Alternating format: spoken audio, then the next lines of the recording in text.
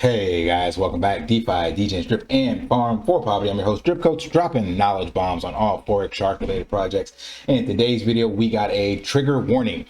So if you are not one that likes to look at objective truths, click off now because you may be upset with things such as closed system, Ponzi-nomics, and scam. So I want to show you guys in this video how what I alluded to in the previous video that if you didn't watch regarding not making this huge mistake in 2023, you're gonna want to go back and watch this video because I cover more about kind of the push that's happening right now in the ecosystem and the fact that, again, that we're in the bear market. So none of these migrations into other DAPPs make any sense. And I want to, in this video, explain it in a much easier to understand analogy and break it down. So you've heard me on this channel before talk about using the casino analogy when we were talking about the entire animal farm, but I think it's better looked at now as the DeFi space, right? So DeFi as a whole does have a use case, does have utility. It will become something of mass adoption, but right now, let's face it, we are just gambling because nobody knows how the regulation is going to shape up. Will a contract be exploited? Will we survive the bear market? So no matter how much we research, it's truly technically gambling, and we can increase the edge by educating ourselves and things of that nature. But at the end of the day, as they say, the house always wins, but we can mitigate that edge and maybe potentially win as well. And it doesn't have to always be at the cost of someone else. So whenever you're gambling, the house usually takes all the money, or not all the money, but if you play long enough, they will take all the money, but you're also gambling against other players. And that's definitely the way that crypto, specifically DeFi, is working, right? If you're first, then you win and everybody else gets in after you, they get wrecked. And that's why I mentioned that previous video about not shilling any other projects. But how this relates specifically to Drip, and how I'm going to tie it together for you guys who understand, is think instead of the Binance Smart Chain as one big gambling casino with multiple different tables and games and stuff like that, right? So you have blackjack, roulette, poker, craps, all these different tables and games underneath the Binance Smart Chain casino. Now you can think of Drip and the animal farm ecosystem as just being one table in that casino, and specifically one game. So for this analogy, we're going to say that the Drip ecosystem is the blackjack table. Now, what you're going to have to understand with this, remember, whenever you walk into the casino has a certain amount of money, and then the players that walk in, if they lock the doors behind you, the only amount of money that could ever leave that casino is whatever the house had and the players that joined had. And I'm gonna show you this in a spreadsheet so it makes more sense. So that means for purposes of investing, it's considered a closed system. You heard me talk about this before, and I brought up this article previously on the 3 fundamentals of the Ponzi universe. So in thermodynamics, a closed system describes a system which is completely isolated from its environment. For this, let's introduce the concept of an isolated investment system. The money that is entered a protocol purely on the expectation of generating monetary returns, right? And here he gives an example of poker table, but we're going to use blackjack. So, like I said, it's a closed system, so there's only so much that is available and in this blackjack system, right? So let's just use a simple analogy. 10 people walked into the Binance Smart Chain casino, and those 10 players sat down at the Drip table blackjack. And let's just say that Drip at that time had $100,000 already in liquidity, but we know that we provide that liquidity in DeFi. There's no automatic amount that's generated, so it comes from somewhere, but we're going to just, for this example, call the house the $100,000 already exists to match the $100,000 people bringing in. So there's now a total of $200,000 in the Drip ecosystem, or at that blackjack table, right? So that means at any one time, no matter what, there can never leave from that casino more than $200,000 from that blackjack table. And we can see this when we look at the actual house odds. When you play blackjack, there's actually a 2% odds. Remember, the house always wins. This is a standard odds that comes from rules of blackjack. When you look this up, It's the most common basic odds that they have. So it's about 2%. Now you can reduce that down to a favor of 0.5% in your swing if you know how to count cards, employ strategy. They have certain rules of the table about doubling down and splitting. We're not going into blackjack strategy here, but basically there are certain things that can take place that can put the edge in your favor.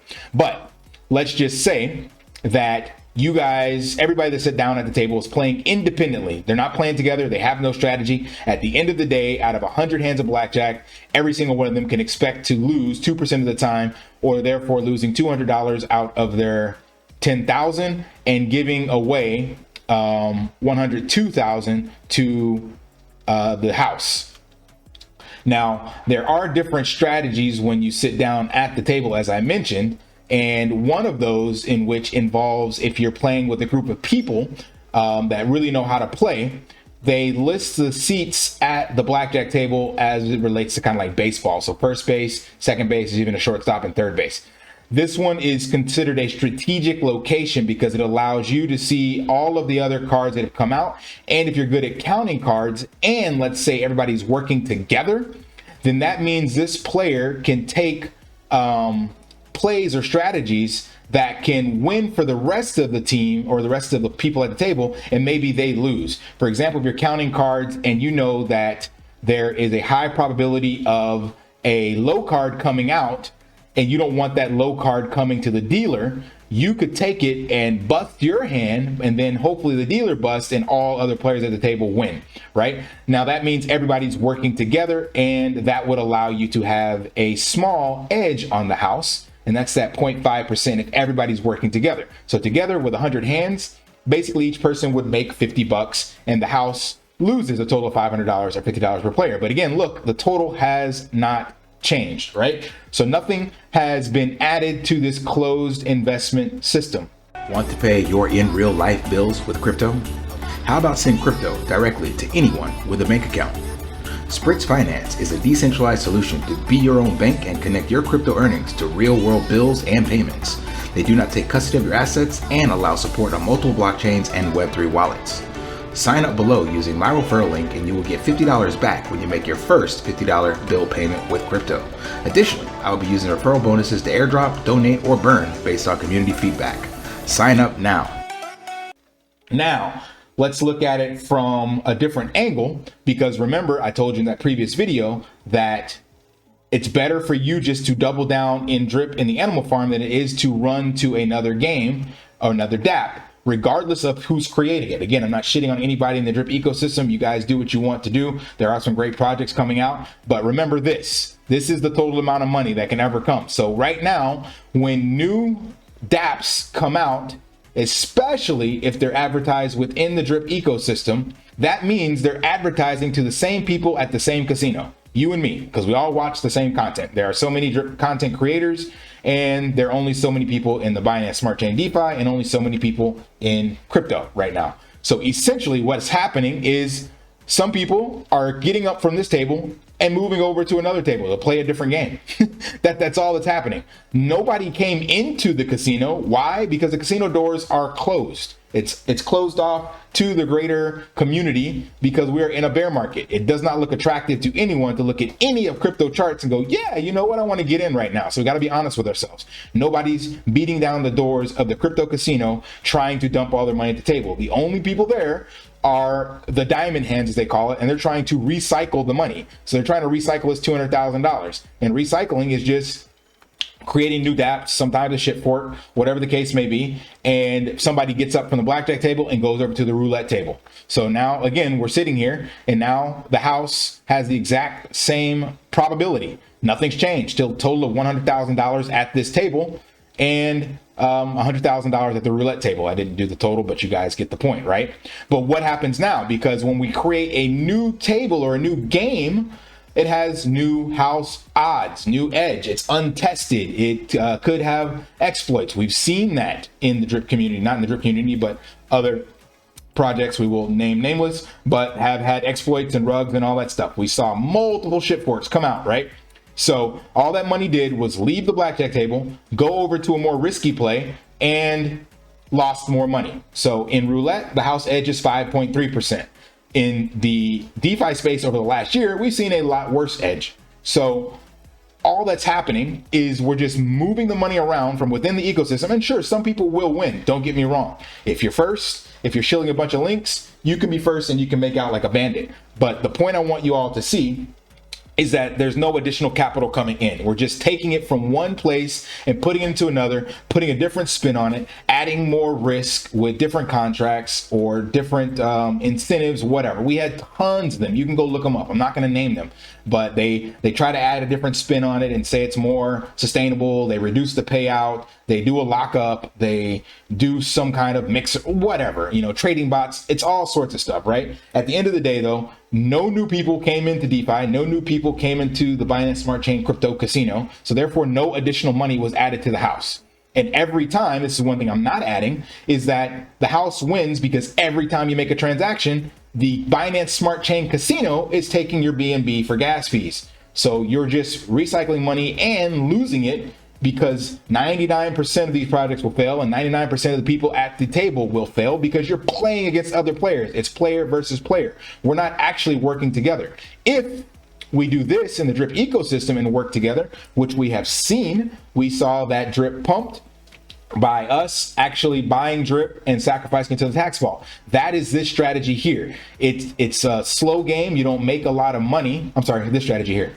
This strategy here, you don't make a lot of money, $50 or whatever the case may be, but over a long enough timeline, you could think of 100 hands as 100 days. If we kept doing this, then everybody can win, because then our chart looks more attractive, and that means we can eventually attract new people into crypto.